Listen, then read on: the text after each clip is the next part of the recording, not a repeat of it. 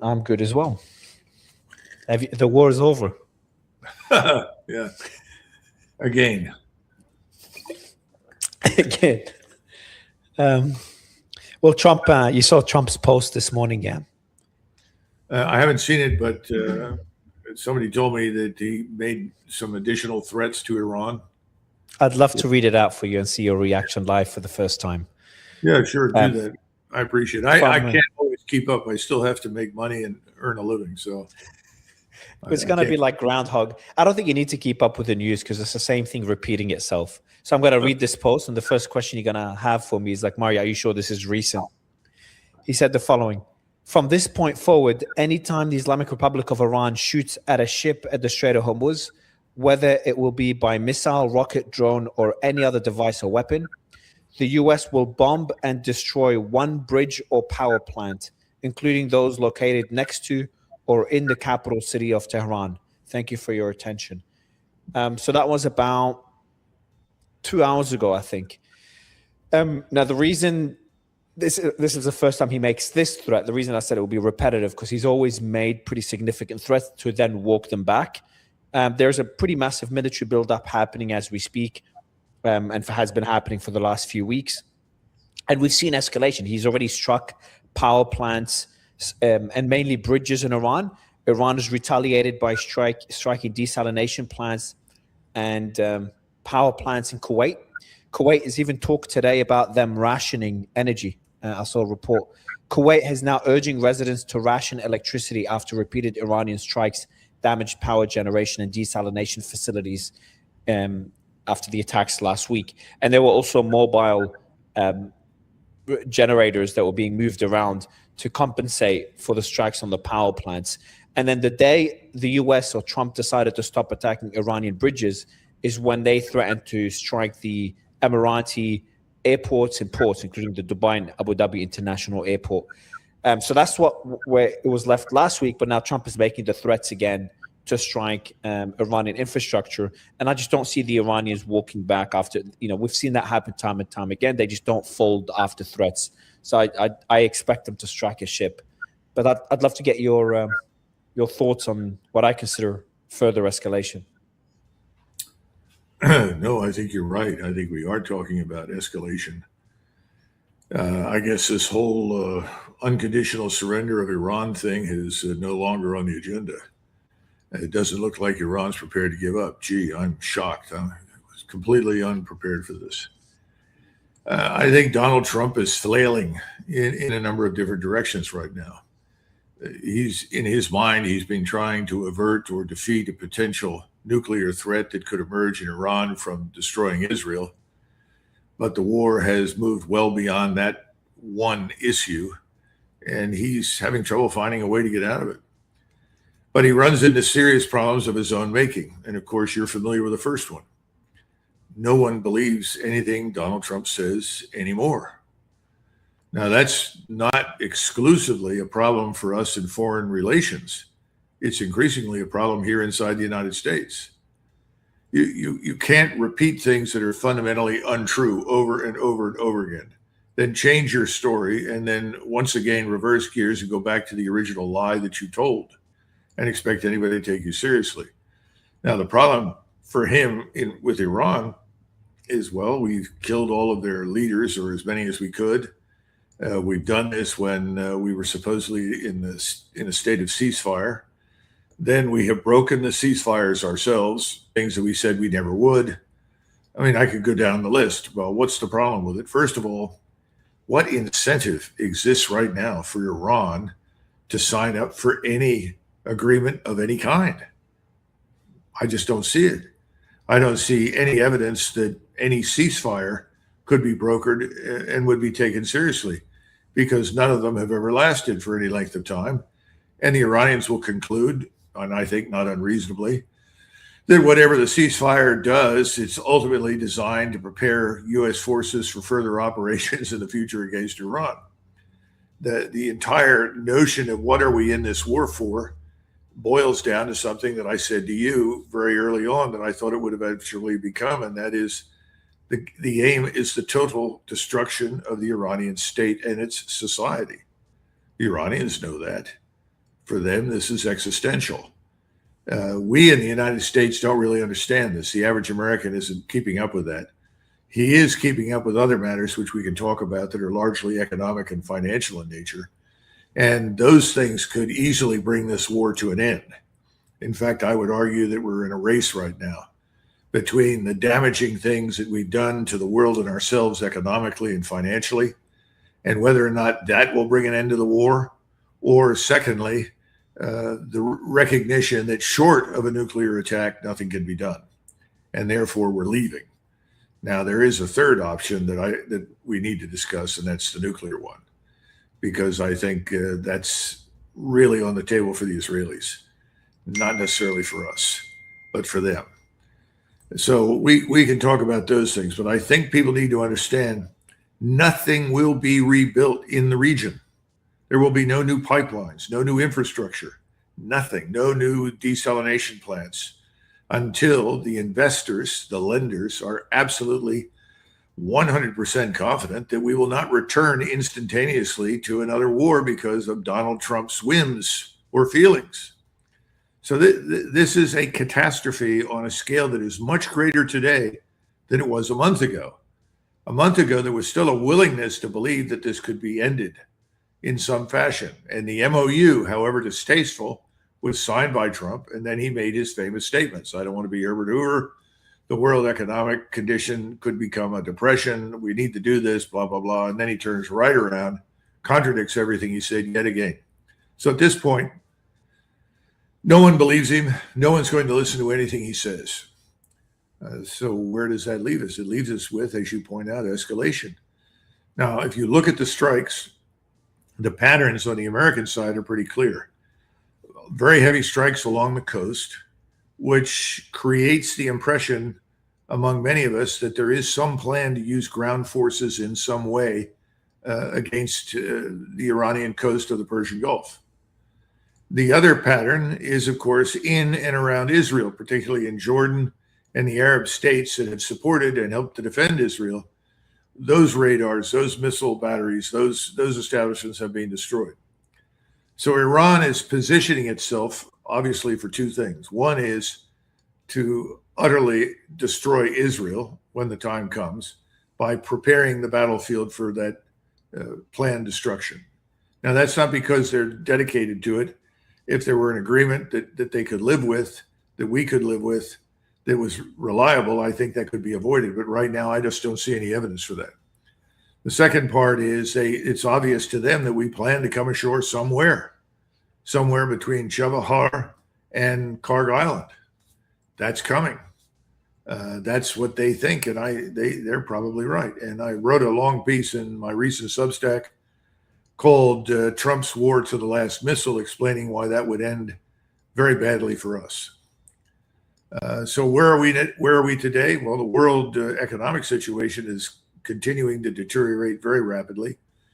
I think we're going to be at $150 a barrel very shortly within the next few weeks, probably 200 in a couple of months or more. And it's not just gasoline and diesel, it's all the distillates, everything else that goes with the Persian Gulf, from sulfuric acid to, unfortunately, fertilizer and helium and so forth. So the world is now very definitely on a glide path to depression. It's going to be worse in some places and better in others. Some people think it will be a very hard recession in the United States. I think we'll be lucky if that turns out to be the case. Because how do you combat this? Well, the predisposition when you have high inflation and things are going badly has been to print money. Well, I suppose we can do that.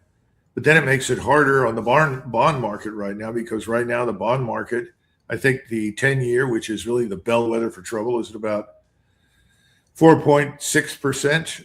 And most experts think when it hits 5%, that we will be unable to service our debt and we will go under. So looking at these various factors, I think most rational people in the position that Donald Trump occupies would say, stop. We can't go on.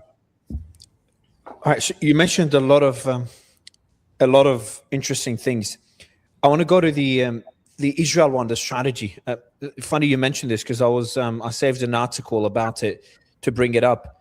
And that's a summary of it. Iran may be using attacks on regional basis to blind Israel before any direct escalation. My team posted this today. Systemic strikes on radars, air defenses, and logistics hubs in Jordan, Bahrain, and Kuwait could reduce early warning time for Israel, making regional detection networks a key strategic threat. And from what I understand, that's not my expertise, is that when Iran fires in missiles, it's those early warning all the early warning radars that know the trajectory of the missiles, and they send the coordinates to the air defense systems. That these air defense systems, they don't scan the entire sky; they scan the segment of the coordinates sent by the early warning radar. And if these early warning radars are struck, it reduces the efficacy of the air defense systems because then it has to scan a much wider area.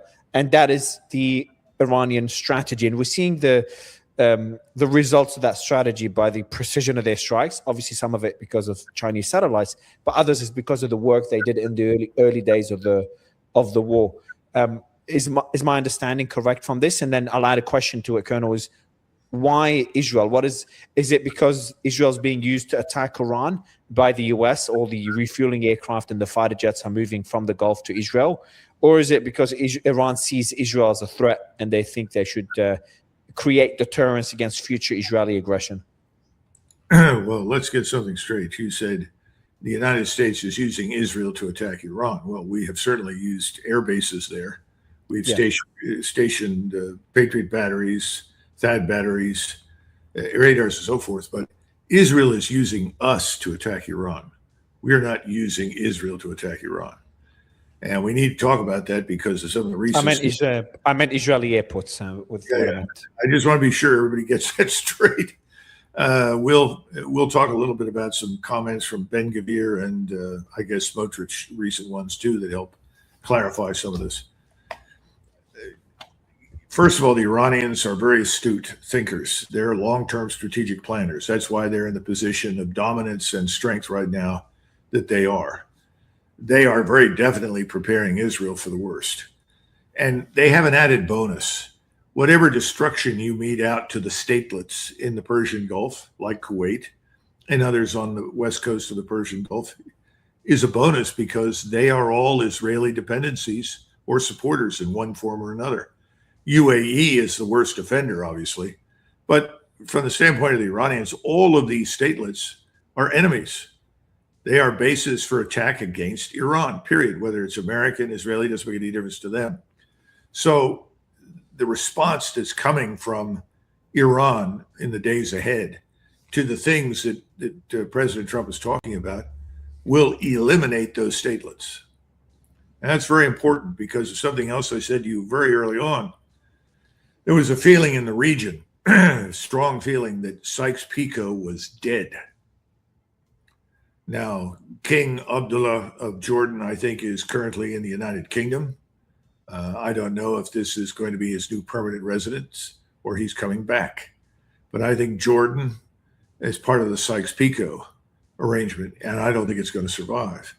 There's 11 to 14 million Palestinians living in that country. He and his father managed the Palestinian problem in large measure for Israel.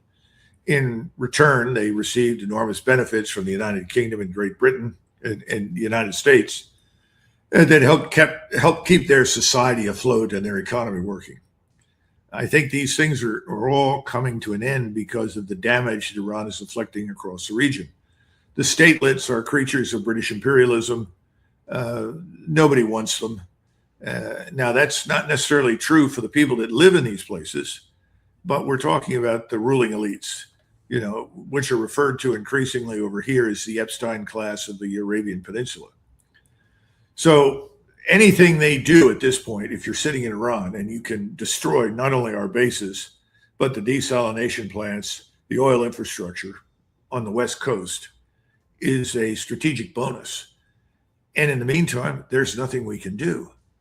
The bad news is, for the reasons that we started with, this is going to make the depression much worse.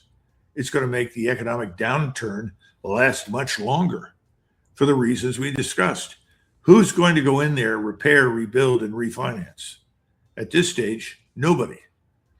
That's why it's so vital and essential and has been really from the beginning, that Donald Trump bring this to an end.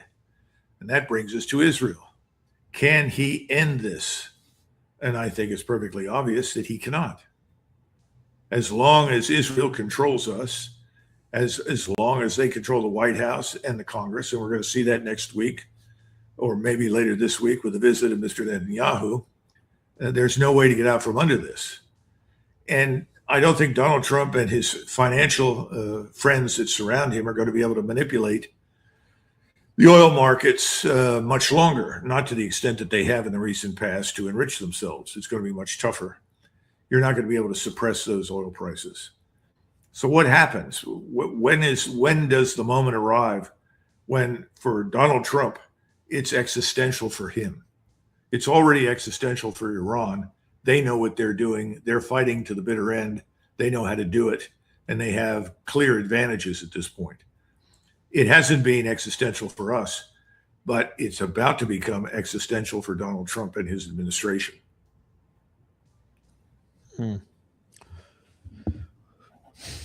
So there's another report that really surprised me. It's a Bloomberg report this morning. Washington's Gulf Arab allies are increasingly frustrated as hostilities between the US and Iran intensify, jeopardizing their national security and economies. Understandable. We knew that from the beginning. But this is where it gets worrying. Some officials believe Trump should escalate military operations by deploying ground troops in parts of Iran and perhaps even seizing its crucial oil export hub of Kharg Island, according to people familiar with the matter, declining to be named, talking about sensitive matters. These officials believe Iran's leaders won't back down and relinquish their grip over the Strait of Hormuz unless the US takes more aggressive action, said the people.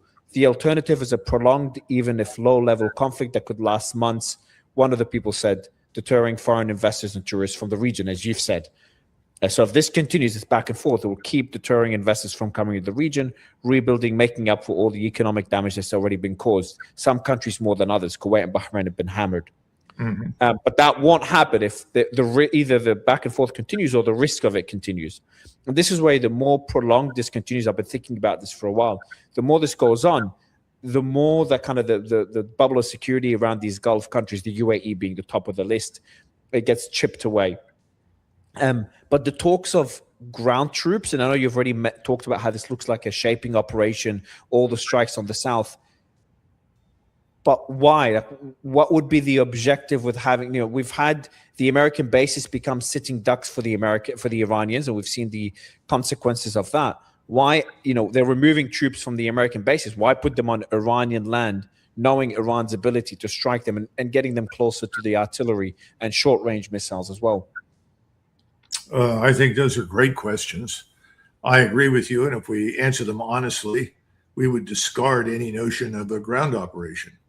But we're not operating in a rational environment. Let me just back up a minute before we go into detail in the ground operation. First, as I said before, the statelets, these little emirates and statelets from Kuwait all the way down to UAE, are scheduled now for extinction. Understand? That's where they're headed. So anybody who's heavily invested down there, I think it's time to pull up stakes. Even if we've seen a lot of them improve relations with Iran, some of them, there's talks about some of them long-term wanting to remove American bases. Would that change your analysis if these steps are taken?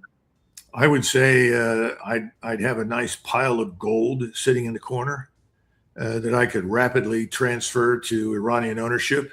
And I would make it abundantly clear that no American in uniform under any circumstances or any other foreign service in uniform is welcome in my country. And that I swear by all that's holy that there will be no American bases in my country or any foreign bases that are hostile to Iran ever again. Now, maybe if you put those two things together, they can avoid extinction. Right now, those two things don't exist. There's been some reports of money, these Gulf countries secretly unfreezing money to Iran. The American bases, I think it's inevitable as well, isn't it? Is it fair to say that it is inevitable these bases will leave the region? The US won't want them to remain there after the experience in this war. Yes, yes, which is why we ought to end this as soon as possible. But Washington lives and dies in a mythological environment. They believe that garrisoning the world is a symbol of American greatness and power and hegemony. They believe that the loss of military supremacy, because we're not prepared and cannot defend all of these places, will translate into financial Armageddon. They don't understand that financial Armageddon has come about in large part because of the existence of the bases. In other words, it's a backward way of thinking, but that's where they are. And you're asking people to say, "Well, I was wrong. This was a bad idea." Nobody wants to do that. It's much easier to let the American people